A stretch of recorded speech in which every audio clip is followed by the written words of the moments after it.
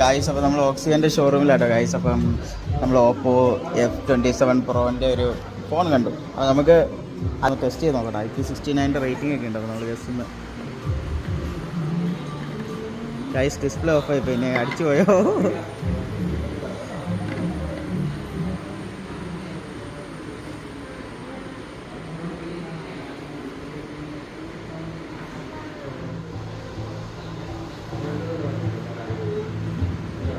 Guys അടിച്ചു പോയതല്ല, അത് അങ്ങനെയാണ് അതിൻ്റെ സെറ്റിങ്സ് ഗൈസ്.